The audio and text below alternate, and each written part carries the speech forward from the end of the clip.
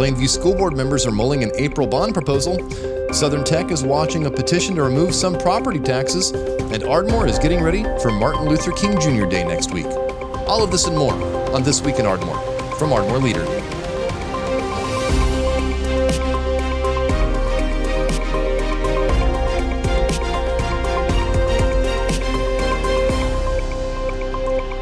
I'm News Director Michael Dean Smith. Thanks for downloading episode 47 of This Week in Ardmore. This is a weekly podcast from Ardmore Leader dedicated to independent coverage of local news. Let's catch up on a few things I've been following around Ardmore, Oklahoma for the week of January 16th. A facility review committee for Plainview Public Schools suggested about $22 million worth of upgrades across the district. Board members must now decide whether the recommendations will make it to the April 7th ballots, where voters could approve a new bond measure. Superintendent Carl Stricker said after Monday's regular board meeting that previous review committees focused on the lower grade levels, while the most current review looking closer at the upper grade levels. The board is expected to call a special meeting before a February 5th deadline if they want to see that bond proposal decided by voters. Public schools across Oklahoma are closely watching an initiative petition that seeks to eliminate some property taxes. Southern Tech school board members on Thursday reviewed the proposal and learned that the district could face a nearly $4 million annual funding cut if that initiative is approved. State Question 843 seeks to incrementally eliminate property taxes on owner-occupied homesteads. That initiative is in its third iteration after being refiled for a second time just last week. That petition must first receive enough signatures of support from registered voters in the state before it can appear on the November ballot for consideration by all Oklahoma voters.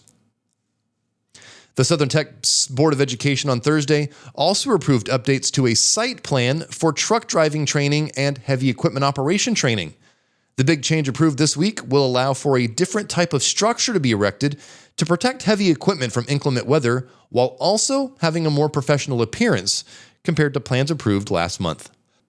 Downtown protests continued last week and included more signs critical of federal immigration efforts. About 30 people were at Central Park last Saturday in what became the 38th consecutive week of demonstrations, with many signs criticizing President Donald Trump and his immigration and customs enforcement forces that have been carrying out immigration sweeps in Minnesota that killed one woman last week. The Carter County Democratic Party has been organizing these weekly demonstrations since about April, with common themes including immigration, healthcare, and the release of Department of Justice files related to Jeffrey Epstein. The Ardmore City Commission is expected to ask voters to approve a new sales tax. The agenda for next week's regular meeting includes a resolution calling for the question to be included on the April 7th ballot. According to a copy of the proposed resolution, the additional 1% sales tax would be used to fund street improvements and stormwater projects. The city currently collects a 9.125% sales tax on purchases made in the city, with most of that going to the state and 3.75% earmarked for the city of Ardmore.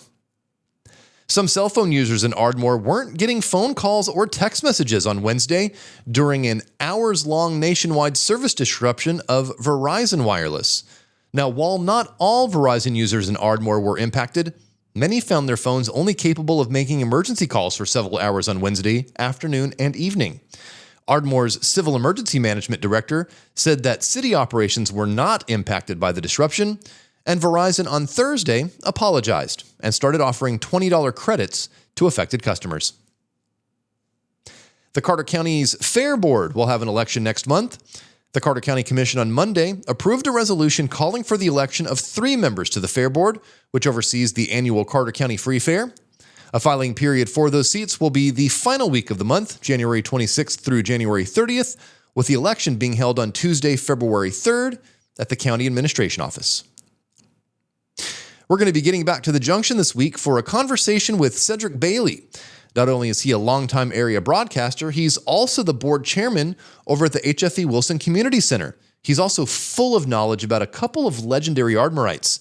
So, with Martin Luther King Jr. Day being celebrated on Monday, January 19th, Cedric is going to join us to share some information about some Black Ardmorites who made their own progress in the fight for civil rights. After the news, we'll catch up with Ardmore financial advisor Cody Steele. We'll get a look at how some stocks of local interest are performing. Plus, we'll hear his market snapshot commentary from Thursday. Up on our website this weekend, ardmoreleader.com, is a column about getting your spring garden ready in January. Our columnists, they've taken the Master Gardener courses through the local OSU Extension office, and they share some advice on seed stratification in cold weather, even if we're starting off the month with unusually warm temperatures. Later on in the podcast, I'll share some info from a recent letter to the editor about a push for open primaries in Oklahoma, and then I'll let you know how you can submit your own stories, thoughts, or ideas. We'll then wrap up with the schedule, so you've got an idea of just a few things happening locally here in coming weeks. So hey, that's the headlines. Now let's really get into the weeds of what happened this week in Ardmore for the week of January 16th, 2026. Plainview School Board members are expected to decide whether to ask voters for a new bond after an update from a facility review committee back on Monday. The roughly $22 million question will have to be considered by board members before an early February deadline for that measure to be included on the local April ballots. Now, early in Monday's regular meeting, Facility Review Committee co-chair Blake Rudd said that the 15-member committee recently held 3 meetings and 2 campus tours before developing recommendations for the school board. We had to make some choices of some things, some hard choices. I feel like they were hard choices. So, but we all agreed as a group on what we want to take before, possibly as a bond question. I think that number comes to $22,211,500. School Board Chair Mark Sheeman said that the board has considered the possibility of a bond issue having a millage increase for property owners, but he seemed skeptical of increasing taxes. You know, we've kicked around the possibility of a bigger bond issue and going out on a limb on increasing millage and things of that nature, but the bottom line is we have to do what's best for the school, and sometimes you like to think big, but too big can get you in trouble. So, a similar sentiment was shared by Rudd. I would love to be able to do every project listed and then some, but I know the reality of that question because I am a landowner. Now, according to historical voter data and information from the district voters last approved a pair of bonds back in 2021 for almost $16 million worth of work for safe room additions, transportation, technology, and a few other upgrades. Those bonds were approved with over 87% of Plainview voters. Just after Monday's meeting, School Superintendent Carl Stricker said that previous facility review committees looked heavily at the lower grade levels and how those campuses can be improved or expanded. I think a lot of the issues that looking at were about growth. Where's the growth happening? In past reviews, they've looked at the lower levels. This review's a lot of discussion was about some of the upper levels, looking at some of those needs. The board is expected to call a special meeting within the next 3 weeks to consider calling for that measure to be included on the local April 7th ballots. The election board deadline for items to be included on that ballot is February 5th. Also, during Monday's regular meeting of the Plainview School Board members approved the school calendar for the 2026-2027 school year. For full coverage of this week's Plainview School Board meeting, you can find that story paywall-free on our website, ardmoreleader.com.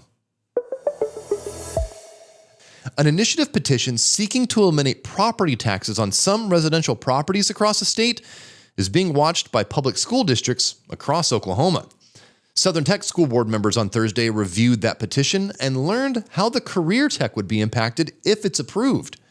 State Question 843 would incrementally expand a homestead tax exemption over 3 years, beginning in 2027, basically repealing ad valorem taxes on owner-occupied homesteads through a 3-year plan.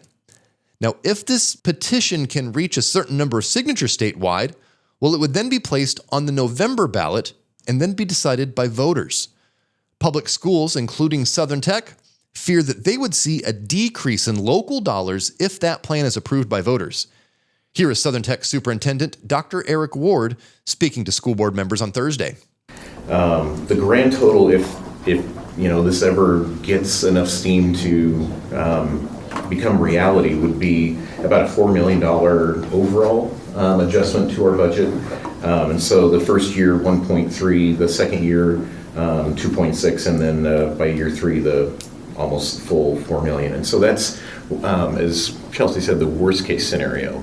Now, according to information from the Oklahoma State School Board Association, petition proponents have estimated over $1 billion in annual funding reductions by 2029 if that petition's approved. Those estimates also don't consider if more people would apply for the qualifying homestead exemptions if that measure passes, and no replacement revenue for school districts across the state have been identified. Public schools across the state rely on local ad valorem taxes for about 26% of their budgets, and the OSSBA estimates about 63% of revenue for the Career Technology Center system is generated through property taxes. Now, this proposal was originally filed as State Question 841 last year, but then it was refiled as State Question 842 in early December. According to the website Ballotpedia, the proposal was again refiled back on January 8th as State Question 843. Supporters are currently collecting signatures for that initiative to be included on a statewide ballot in November. Do you have some good news you want Ardmore to know about?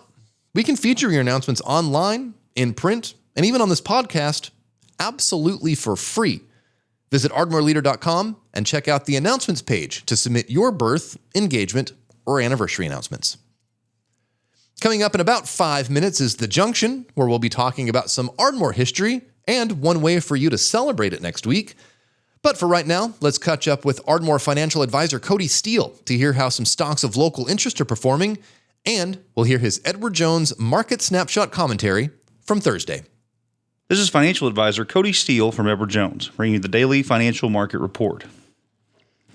U.S. equity markets finished higher on Thursday, with stocks responding positively to comments from President Trump that signaled military action against Iran is not imminent. Strong earnings from Taiwan Semiconductor supported technology stocks after the company announced better than expected earnings and sales while also raising guidance for the current quarter. Additionally, Goldman Sachs and Morgan Stanley each reported better than expected earnings, with strength in investment banking a bright spot for both. On the economic front, jobless claims fell to 198,000 last week, while the Federal Reserve regional activity indexes in Philadelphia and New York were better than expected in January. The healthy economic data showed up in markets via strong performance in small caps, with the Russell 2000 index gaining roughly 1%. In commodity markets, the easing in geopolitical tensions was reflected in lower prices, with oil down nearly 5% and gold trading lower as well. Bond yields finished modestly higher, with the 10-year yield climbing 0.03% to 4.17%. Corporate earnings were in focus Thursday, headlined by strong results from tech giants Taiwan Semiconductor. Taiwan Semiconductor posted better than expected fourth quarter earnings and sales while also raising guidance for the current quarter, citing strong AI demand as the driver behind the strong performance. Additionally, investment banks Goldman Sachs and Morgan Stanley exceeded fourth quarter earnings estimates, along with asset manager BlackRock. At an index level, S&P 500 earnings are expected to grow by roughly 7% in the fourth quarter and 11.4% for the full year in 2025. Strong profit growth is expected to continue throughout 2026, with estimates calling for roughly 15% earnings growth, and the technology, industrials, and materials sectors all expected to see earnings growth of over 15%. With valuations elevated relative to history, we believe strong earnings growth will be a key ingredient for further stock market gains in 2026. Initial jobless claims for last week fell to 198,000, below expectations for 215,000, and well below the 30-year median of 320,000. Continuing jobless claims also edged lower to 1.88 million, but remain well above the lows of around 1.35 million in 2022, and above the pre-pandemic average 2018 to 2019, of around 1.7 million, perhaps signaling that those without work are having a more difficult time finding employment. Thursday's jobless claims data follows last week's employment report, which showed non-farm payrolls grew by 50,000 in December, bringing the average monthly gain for 2025 to 49,000, a meaningful slowdown from an average of 168,000 in 2024. However, despite slowing non-farm payroll growth, the unemployment rate fell back to 4.4% in December, indicating a low-hire, low-fire environment. In our view, 2026 will likely be another year of moderate job growth, with non-farm payroll averaging between 50,000 and 100,000. However, we expect steady economic activity, which should keep layoffs contained, with the unemployment rate likely stabilizing around 4.5% in 2026. U.S. equities closed higher on Thursday. The Dow closed up 293 points, or 0.6%, at 49,442. The NASDAQ closed up 58 points, or 0.25%, at 23,530. The S&P 500 closed up 18 points, or 0.26%, at 6,944. And in the bond market, 10-year Treasury yields were trading at 4.17%, higher by 0.03 percentage points. In stocks of local interest on Thursday, Walmart was down 78 cents to $119.20 a share. Albertsons was up 15 cents to $17.38 a share. Dollar General was up 98 cents to $151.73 a share. Dollar Tree was up 97 cents to $141.21 a share. ExxonMobil was even at $129.13 a share. Ollie's was up 38 cents to $117.30 a share. O'Reilly's was down $1.42 to $93.64 a share. OG&E was up 24 cents to $43.72 a share. And lastly, Valero was up 8 cents to $184.58 a share. In commodity markets on Thursday, the price of crude was down $3.06, or 4.95%, at $58.80 a barrel. And the spot price of gold was down $26.60, or 0.57%, to $4,609 an ounce. This has been Thursday's Financial Market Report, brought to you by Edward Jones and financial advisor Cody Steele, member SIPC. Serving individual investors with personalized attention and financial advice at 333 West Main Street, Suite 275 in Ardmore, Oklahoma. If you would like additional information, please contact me at 580-223-3870. Daily commentary is also located on our website at edwardjones.com. Does your group or organization have a public event coming up? Every episode of This Week in Ardmore wraps up with the schedule to give listeners an idea of a few things happening around town. Email your event details to connect@ardmoreleader.com or give me a call, 319-9688, and tell me all about it. Thanks for checking out The Junction, where we're trying to make connections between Ardmorites. I'm Ardmore Leader News Director Michael Dean Smith. Joining us this week is a Hall of Fame radio announcer, also the chair of the HFV Wilson Community Center Board of Trustees. I think everybody knows a little bit about him, Mr. Cedric Bailey, to talk a little bit about the upcoming Martin Luther King Jr. Day Parade and a little bit about some Ardmore history. So, Cedric, thanks for joining me in The Junction this week. Thank you so much, Michael. Now, we do have Martin Luther King Jr. Day coming up next Monday, January 19th. I think everybody's pretty familiar with what Dr. King did back in the 1950s and 60s when it comes to civil rights, human rights, really challenging some of the structures here in this country back then.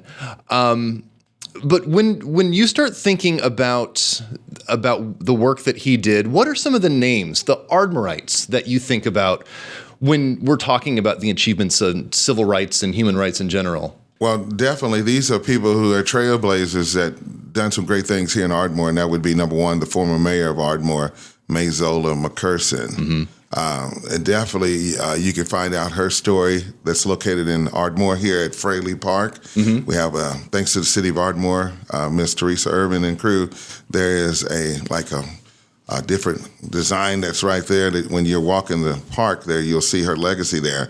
And then also in that same is Mintha Varner.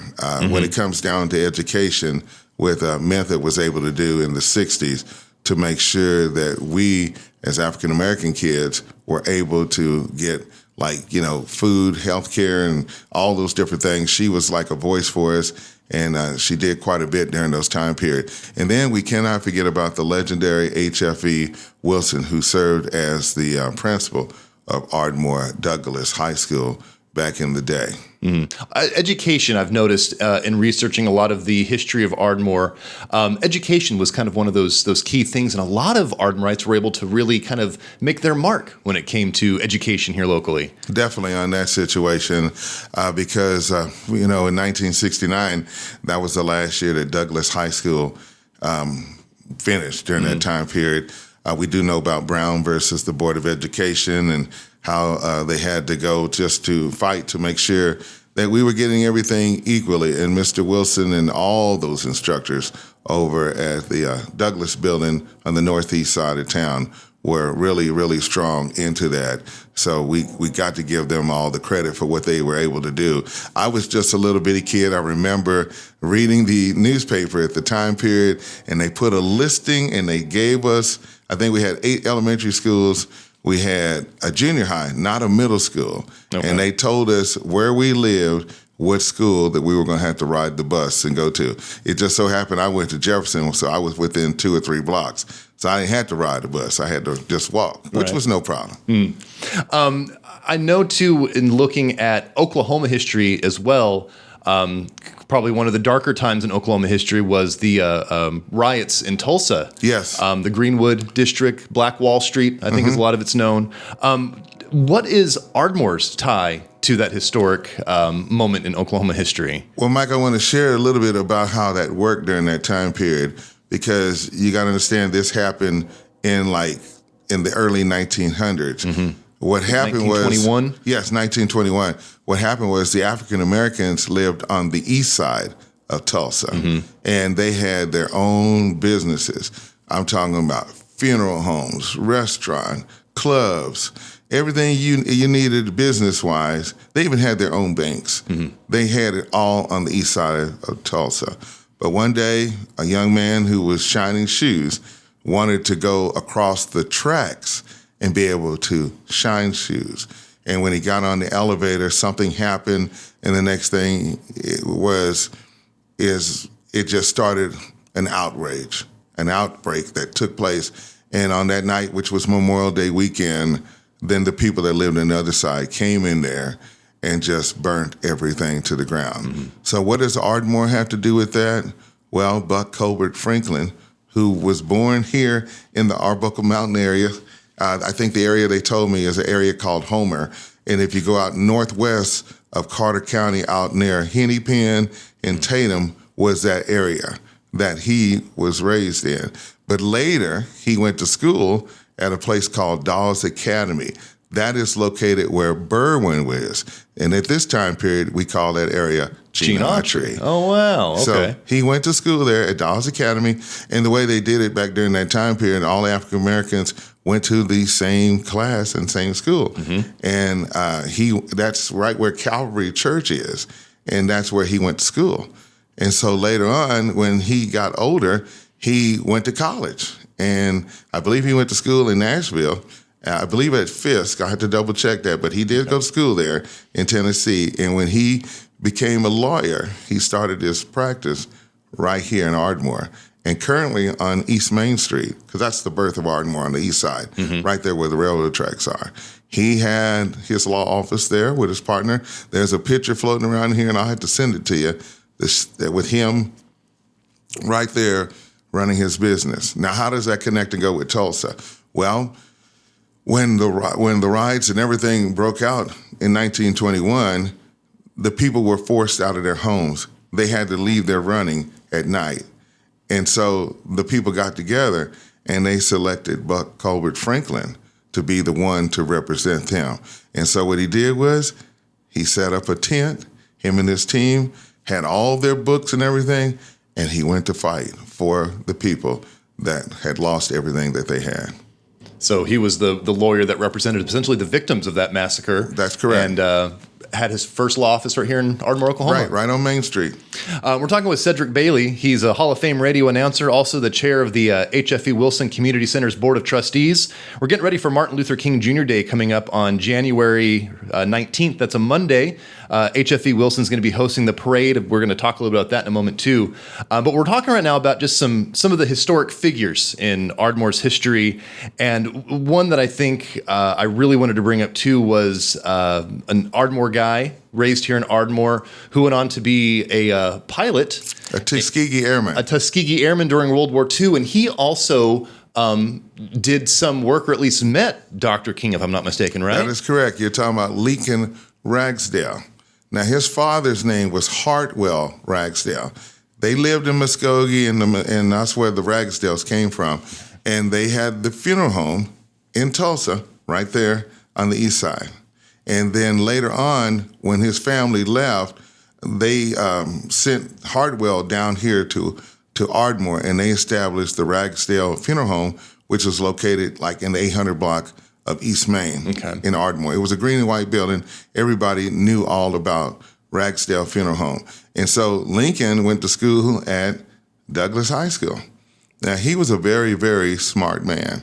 And let's just look at it like this. He was so smart that he could have went to the University of Oklahoma, but at that time period, they weren't accepting African Americans to go to college there. So he ended up going to school in Alabama at Tuskegee. And at that time period, that's when they came up with the Tuskegee Airmen. You remember they had the Tuskegee experiment too as well. The much darker story. Yes. I'm very familiar with that one, yes. Right.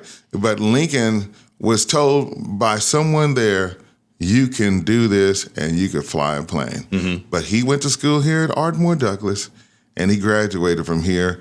And as a matter of fact, their family was very much involved at First Baptist Church, where Reverend Lawson is on the east side. Oh, okay. Okay. Now, the history is that was East Street, Northeast. And actually, back in the day, when you look at the maps of Ardmore, that street was actually called Dobby Street. Oh, wow. Yes. Okay. And where you look at where the swimming pool is, that is where the home was for the Dobby family. Okay. So there were predominantly prominent people who lived in that time period, and the Ragsdales were one of those families. As a matter of fact, when you go into HFE Wilson Community Center, you will go inside and look up and you'll see his father's picture as one of the founding four that established the HFE. But you got to keep in mind, it was called the East Side Community Center. But during that time period, it was just called the Color Community Center. Oh, wow. Yes. When was that renamed for HFE Wilson? I'm going to have to say that probably was done in the 80s or so. And you go in there and you see his picture in there. He was just an incredible man. As a matter of fact, he became the county superintendent later on. And so I would say it was probably in the late 80s. I couldn't, I have some other people to get that information, but definitely it was Eastside Community Center, and then later on they changed it to the HFB Wilson Community Center, and that's where it stands today. Pretty soon you'll be seeing his picture in one of the buildings here in downtown Ardmore, thanks to Create Ardmore. Yeah, that's going to be a cool project that we're definitely have to follow up with next month whenever it gets underway. For anybody interested in some of these names, some of these figures from Ardmore's history, it sounds like there's going to be an opportunity to learn a little bit more here in just a couple of weeks. Talking about HFE Wilson, though, on Monday, January 19th, we do have the Martin Luther King Jr. Day ceremony being held just after that 10 a.m. parade that'll be going down Martin Luther King Jr. Drive, ending there at the center. The keynote speaker this year is going to be Greg Turner. He's one of the chief broadcast engineers and directors for one of a major broadcast company here in the U.S., also Ardmore High School graduate, 1983. Tell us a little bit about Greg Turner and kind of what we might be able to expect during his keynote speech coming up on Monday. Greg is a very, very smart, talented young man. He went to school here at Ardmore, and when he graduated, he took his talents to Langston, and he graduated, and he wanted to work in the field of communications. And so, behind the scenes of production and camera operating, he did his part. Later, he was hired by the company, that's Hearst Media, for one of their TV stations in Oklahoma City. Later on, he took his talents, after he did his time there, went to New Orleans, worked at one of the major market TV stations there in the Crescent City. Later, he was promoted within the company, and he was given a position in Sacramento, in the capital of California. He worked there a few years, and now he's regional director for the media company, which is called Hearst Media, and he is now working in Boston, Massachusetts. Wow! So he's got an incredible career. His mother is a good friend of ours. Her name is Miss Virginia, and if you get out in the city of Ardmore, then you'll see her there. She's been there for quite a time. Oh, okay. That's his mom. Down at City Hall. Yes, City Hall. Oh, wow. Small world. Small town. Yes, but he grew up on the east side too. As a matter of fact, it's kind of a funny story. His mother and his aunt Patricia, they were our babysitters growing up as kids, So my sister and he are classmates, and they're very close friends. It's going to be great to have him, kind of a homecoming for him to come back and share some of his experience with us coming up on Monday, January 19th. Yes, and we can't wait to see him and be here. Now, I do want to come back and let everybody know about the parade. What we'll do is we'll line up at Cardinal Park, and so we're going to kick that off at 9 o'clock. So we'll need you hopefully you'll get over there in just enough time. Everybody have their floats, and what we'll do is we'll take and head straight down toward Martin Luther King Avenue, which is there at the corner where the Big Five apartments, formerly back in the day, that was Mount Zion Apartments. So we'll go straight on down there and get to Martin Luther King, and then we'll make a left and just go straight all the way down there, and then we'll get to right where the viaduct is and come down to F Street, make a left, and go straight on down and head back to the center. Talking to Jemiah Cody, the center director today, over 30 different floats going to take part this year. And it sounds like, too, this is going to be the first year that the parade, in a while, that the parade actually gets to be held on Martin Luther King Jr. Day and not having to shift it around because of weather. So there's some excitement about that as well, too. Last year we had cold weather and we had to push it off a week, and it worked out fine this year for us. Weather perfect. It's kind of an unusual year for January when it comes to the weather this year. Yeah, but hey, if it's going to be warm enough for a parade, I'll take it. Oh, yes, definitely. Looking forward to seeing everybody there. And I want to add this. We got some key people that's going to be there. A lot of people will show up, and we're going to tell everyone, as you know, we're rebuilding the HFE Wilson Community Center. We recently had a 90K in 90 days, and we want to say thank you to everyone who has made their support to making sure that this project, we're in a campaign where we need to build a brand new center. And so our kids have grown, and we have kids that, when they get 12, then that's as far as we can go. So we don't have the space that we need for them. Mm-hmm. We need another gym. We're also going to be concerned about healthcare. And so we're going to have it where we work with the hospital here at Mercy, and they come over, and we got different people that's coming together in this community to make sure that if a person needs to go to the doctor, we should have a staff nurse that's going to be there to help people to get their blood pressure checked, their meds, and ask their questions about your health. So this initiative, if you go online and go to the HFE Wilson website, Community Center website, it has the plan, the gym, and everything that we're going to do there. So we have some officials that will be there along with our trustees to share with the community what you can do to help make this a great facility. And we're thankful for the city of Ardmore, going back to like 1948, because I think we're in our 77th year of being able to serve not only the needs of Ardmore, but Southern Oklahoma too as well. All right. Well, Cedric Bailey, Hall of Fame radio announcer, also the chair of the HFE Wilson Community Center Board of Trustees. Thanks for joining us in the Junction this week to share some Ardmore history and get us ready for the parade on Monday. Thank you so much, Michael. Thank you for downloading episode 47 of This Week in Ardmore. This is our area's original weekly news and public affairs podcast from Ardmore's only locally owned newsroom, Ardmore Leader. Now, you've heard about our weekly printed newsletter we distribute to restaurants and waiting rooms around town. Well, you can actually have a digital copy of that newsletter sent directly to your email every Friday, so you can actually check out the pictures I've taken along with these stories that you're hearing. Check out the website, ardmoreleader.com, scroll to the bottom of the homepage, and get signed up for free. And just make sure you're following us online. You've obviously found the podcast, so make sure you're subscribed. Links and details are on our independently owned podcast server, listen.ardmoreleader.com, or just search for Ardmore Leader wherever you stream music and podcasts. We're also on centralized and decentralized social media like Facebook or Mastodon. Just search Ardmore Leader wherever you are. You can also find all of our content paywall-free at ardmoreleader.com. Now, earlier in the podcast, we talked about a petition for State Question 843 regarding property taxes. Well, over on the website last week was a letter to the editor regarding State Question 836. This is a petition currently circulating across the state calling for open primaries in Oklahoma. Now, considering we live in a county where the 2024 sheriff's race between two Republicans ended with a name being drawn from a hat, I want to know what your thoughts are on open primaries in Oklahoma. You're invited to sound off either on the podcast, on the website, or in that newsletter. Visit ardmoreleader.com and submit your letter to the editor there.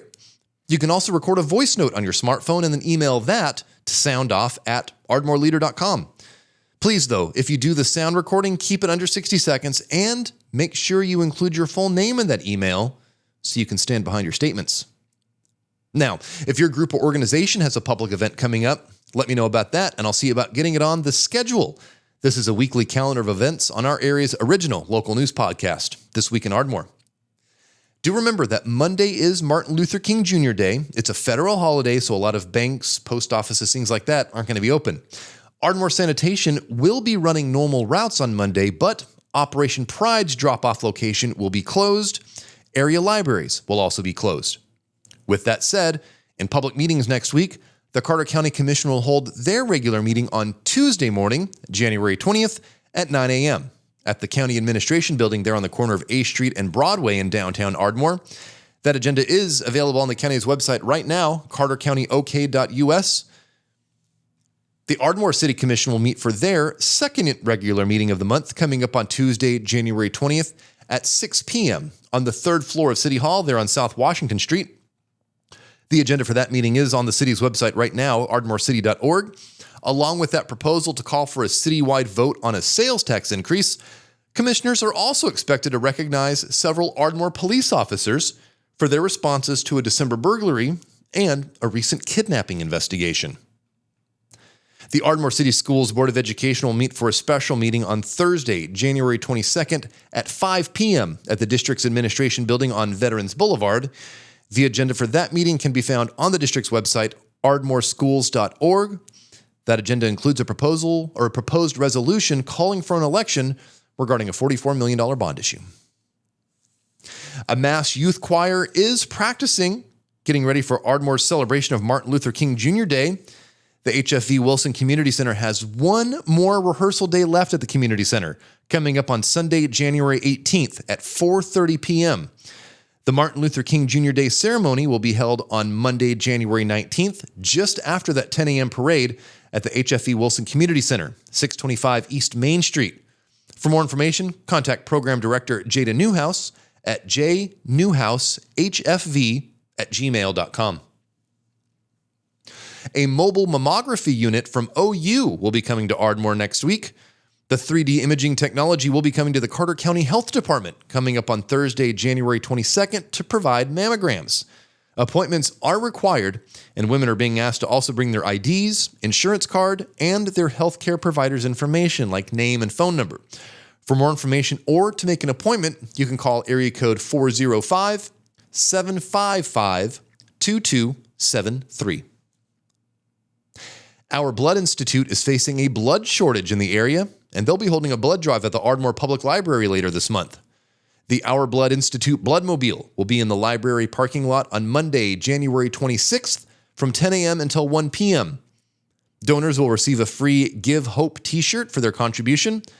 The Bloodmobile, again, at the Ardmore Public Library on Monday, January 26th, beginning at 10 a.m. Are you an AFOL? That stands for Adult Fan of Legos, and if so, you might be interested in a new program launching at the Ardmore Public Library. An organizational meeting will be held on Wednesday, January 28th at the library for the Lego Legion. This is a new group of local Lego lovers 18 and older. This meeting is coming up on January 28th at 7 p.m. in the Smith Room of the Ardmore Public Library. For more information, contact Allie or Lynette at 223-8290. I'm Ardmore Leader News Director Michael Dean Smith. Thanks for downloading episode 47 of This Week in Ardmore. Follow us online, ardmoreleader.com, or on social media. And until next Friday, I hope you have a positive week ahead.